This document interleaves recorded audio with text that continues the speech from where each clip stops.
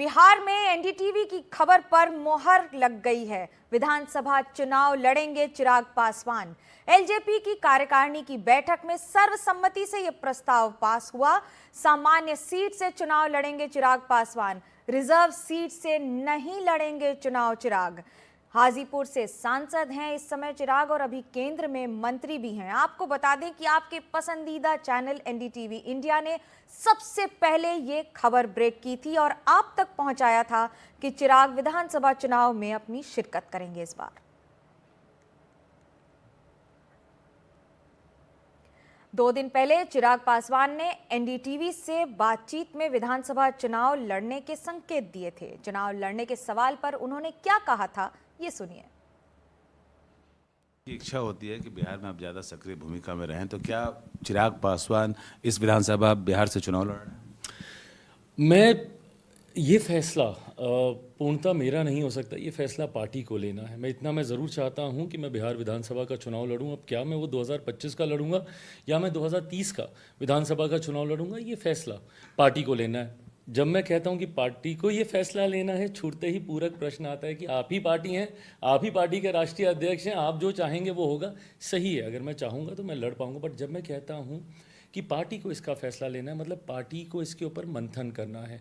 और जो हो रहा है, सर्वे हो रहा है, क्या मेरे चुनाव लड़ने से मेरी पार्टी का स्ट्राइक रेट बेटर हो सकता है, क्या मेरे विधानसभा के चुनाव लड़ने से क्या हमारे गठबंधन का प्रदर्शन और बेहतर और मजबूत हो सकता है, इन तमाम चीज़ों पर अभी अध्ययन, अभी मंथन चल रहा है। और अगर पार्टी को लगता है, कोई कई बार ऐसा होता है कि जब आपके राष्ट्रीय नेता जब विधानसभा के चुनाव में उतरते हैं, भाजपा ने इस एक्सपेरिमेंट को कई बार किया है अलग अलग राज्यों में और उसका लाभ भी हम लोग को देखने को मिला है। तो अगर पार्टी को ऐसा लगता है सर्वेज, मंथन, चर्चा के बाद कि मेरे विधानसभा चुनाव लड़ने से मेरी पार्टी को, मेरे गठबंधन को मजबूती मिलेगी, तो मैं जरूर लड़ूंगा। लोकसभा चुनाव में चिराग पासवान के नेतृत्व में एलजेपी का स्ट्राइक रेट 100% था। पार्टी को एनडीए की तरफ से 5 सीट मिली थी और उनमें से सभी पर पार्टी ने जीत हासिल की थी। आपको बताते हैं कि अब किस तरह से एलजेपी का लोकसभा में प्रदर्शन रहा। 100% स्ट्राइक रेट रहा, 5 सीटों पर लड़े और सभी पर जीत हासिल की। चिराग पासवान हाजीपुर से सांसद हैं। जमुई, खगड़िया, समस्तीपुर, वैशाली में भी जीते हैं। चिराग फिलहाल केंद्र में खाद्य प्रसंस्करण मंत्री हैं।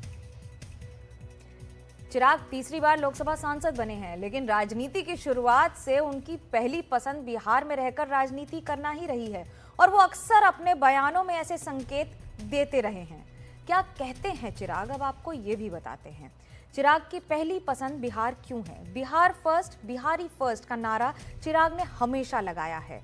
बिहार को बताया अपनी पहली प्राथमिकता और बिहार मुझे पुकार रहा है। बिहार में रहकर काम करना चाहिए, बिहार के लोगों को घर नहीं छोड़ना पड़ेगा। अब आपको बड़ी दिलचस्प बात बताते हैं कि इस मुद्दे पर लगातार सियासी दलों की प्रतिक्रिया आ रही है, वो भी सुनिए। हम समझते हैं कि ये खबर हम लोगों के लिए खुशखबरी वाला खबर है। निश्चित रूप से ये स्वागत योग्य कदम होगा अगर चिराग पासवान जी आते हैं बिहार में चुनाव लड़ने के लिए और बिहार विधानसभा लड़ते, वो भी समान सीट से, तो निश्चित रूप से इससे एनडीए को मजबूती मिलेगी, हमारा एनडीए मजबूत होगा। उनका फैन फॉलोइंग अच्छा है, यूथ में उनकी अच्छी पकड़ है, अच्छे लोग मानते हैं। तो मुझे लगता है कि इसका एनडीए को काफ़ी फ़ायदा मिलेगा और एनडीए काफ़ी मजबूत होगी और आने वाले चुनाव में 2025 में इसका बड़ा फ़ायदा मिलेगा। हम तो कहेंगे कि ज़रूर लड़ना चाहिए।